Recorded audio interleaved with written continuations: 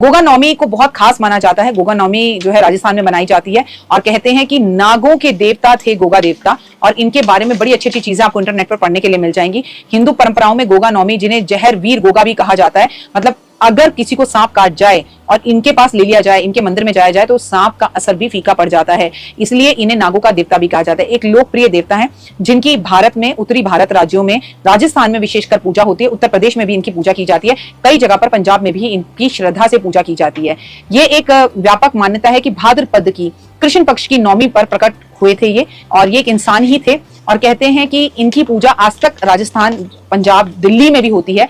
हिंदू भक्त इन्हें एक दिन समर्पित करते हैं भाद्रपद की कृष्ण पक्ष की नौमी का, और उत्तर क्षेत्रों में, इनके हिमाचल प्रदेश, हरियाणा, पंजाब में धूमधाम से उत्सव मनाया जाता है। मैं आपको बता दूं, गोगा नौमी के नाम से मेले लगाए जाते हैं, आयोजित की जाते हैं और लोग वहां पर पहुंचते हैं।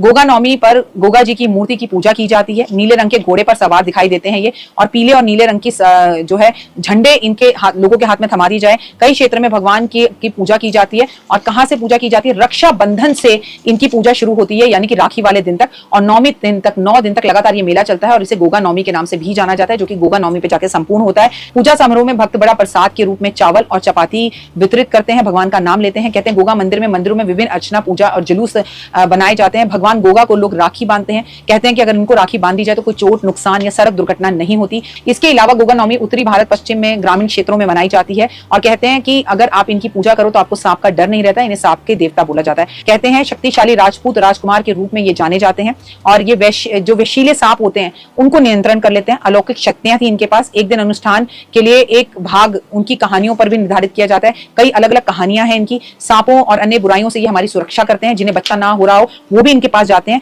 और ऐसा माना जाता है कि इनके अपने बच्चे को अगर एक बार इनकी दर्शन करवा लिए जाए तो बच्चा किसी बुरी भी संगत में नहीं पड़ता। इसलिए इनकी विवाहित महिलाएं जो है गोगा नौमी की पूजा करती हैं, और बच्चों की भलाई और उनकी लंबी उम्र के लिए इनसे प्रार्थना करती हैं। और जिन्हें संतान नहीं हो रही हो वो भी जाकर अगर गोगा देवता के दर्शन करें गोगा नौमी वाले दिन, तो आपको इससे बहुत लाभ होता है। कहते हैं कि इन्होंने दुश्मनों का बड़ा नाश किया था, और सांपों से या किसी भी बुरी आदत से आपका बच्चा कहीं फंसा हो, बुरी निंदा या तकलीफ के अंदर, तो वो इससे बच सकते हैं। लेकिन इंसान थे ये हमारी और आपकी तरह। कहते हैं, अब ये कितनी सच्ची कहानी है इसका तो मेरे पास कोई तथ्य नहीं है, कि ये घोड़े पर बैठकर हमेशा युद्ध करने के लिए जाते थे। एक बार ये घोड़े पर बैठकर युद्ध करने के लिए गए, सामने लोगों को मार रहे थे, तो दुश्मनों ने इनका सर काट दिया। इनका सर नहीं था, लेकिन लोग बताते हैं कि 1 घंटे तक इनका धड़ जो है हाथ में तलवार पकड़कर दुश्मनों को मारता रहा। तब लोगों को इस बात का एहसास हुआ कि ये कोई आम इंसान नहीं है। किसी को भी सांप काटता था, इनके पास ले जाते थे, सांप ये बस छूते थे और सांप का विष निकल जाता था। इसलिए इन्हें सांपों का देवता भी कहा जाता है। कहते हैं इनमें अलौकिक शक्तियां थी, और राजस्थान में आज तक लोग इन्हें मानते हैं। तो भाई आप सभी की भक्ति को भी मेरा चरण स्पर्श, और गोगा नौमी में गोगा देवता को भी मेरे पूरे परिवार संसार की तरफ से चरण स्पर्श। कमेंट